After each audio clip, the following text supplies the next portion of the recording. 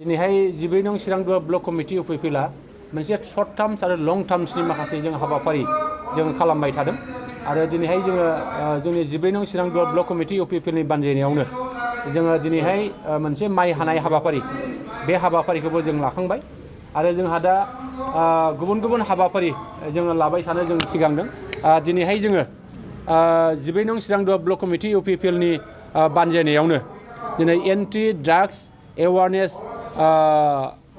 Programme and rally बे हाबाफारिखौबो जोङो नैबे हाथिसार ओनसोलाव दिनै जोङो लाखांबाय आरो जों दिनैहाय बेखौनो फोसावनो लुबैदों जोंनि 14 नं चिरां ब्लक कमिटि इउ.प.नि बानजायनायावनो जा international trade exchange trade expo' खालामनायनि जों बाथ्रा साननाय जादों आरो बे हाबाफारिखौ जोङो फैगौ नभेम्बर दाननि जोबथा बा डिसेम्बर दाननि गिबि सप्तायावनो बे इन्टारनेशनेल ट्रेड एक्सप' 2022 बेखौ जों खालामनो जों सिगांदों।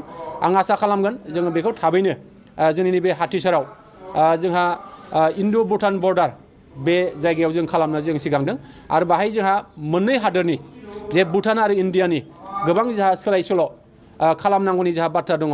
जा भुटाननि माखासे बाहाय गोबां दिहुनथाइफोर बे दिहुनथाइफोरखौ जोंहा बे जोंनि एक्सप'आव जोङो फाननाय बायनाय जों खालामनो लुबैदों आरो जोंनि भारतनिफ्राय गोबां बेबायदि दिहुनथाइ बे दिहुनथाइफोरखौबो जोङो बे एक्सप'नि गेजेरजों जोङो बायनाय फाननाय बेखिनिखौ खालामनो लुबैदों। आं आसा खालामगोन जोङो थाबैनो बे इन्टारनेशनेल ट्रेड एक्सप' बे एक्सप'नि थाखाय जों मोनसे बानजाय आफाद जों दानानै होगोन आरो बे बानजाय आफादनि गेजेरजोंनो जों बे हाबाफारिखौ खुंलांनो थाखाय जोङो सिगांदों। बे एक्सप'खौ बबे जायगायाव खालामनो नोंथांमोना थियारि जादों? जों बेखौ हाथिसारनि नैबे जिखिनि जोंहा माबा दङ बै हिमालयान क्लाब दङ बे क्लाबनि गेवलां फोथार दङ बे गेवलां फोथारावनो जों बेखौ खुंनायनि थाखाय थांखि लानाय जादों।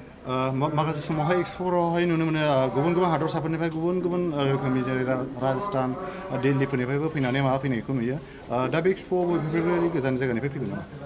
जों बेखौनो आसा आरो मिजिं खालामदों आरो नैबे एक्सप'आव जोंहा जोंनि भारतनि गुबुन जायगानि बा जोंनि आसामनि गुबुन जायगानि आरो जोंनि सा सानजा भारतनि गुबुन जायगानि बेबादि जोंहा माखासे बायनाय फायनायनि जे बेबस्था बे बेबस्थाखौ जों बेखौनो आसा आरो मिजिं खालामदों आरो नैबे एक्सप'आव जोंहा जोंनि भारतनि गुबुन जायगानि बा जोंनि आसामनि गुबुन जायगानि आरो जोंनि सा सानजा भारतनि गुबुन जायगानि बेबादि जोंहा माखासे बायनाय फायनायनि जे बेबस्था बे बेबस्थाखौ जोङो निसय खालामहोनायनि सिन्था खालामनाय जादों आरो भुटाननिफ्रायबो जोङो गोबां बेबादि फाननाय बायनायनि जे राहा बे राहाखौबो जोङो खौसे खालामनो थाखाय जोङो थांखि लानाय जादों। एक्सप'आवहाय माखासे समावहाय गोबां मानसिफ्रा लोङै जायै फैनानै दावराव दावसि खालामनायखौ नुनो मोनो।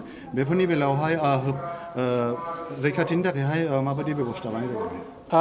जोंथ' बेखौनो बुंनो लुबैगोन जे एक्सप' होननानै बुङोब्ला बेबादि लोंनाय जानायफोरखौ जोङो बांद्राय लाय होनायखौ जोङो खालामनो लुबैयाखै। जोङो प्रसासनजों सोमोन्दो लाखिनानै जोङो बे खामानिफोरखौ जोङो मावलांनो जों सिगांगोन आरो जों बेफोरनिफ्राय सांग्रां जानांगौ दं होननानैसो जों सानो।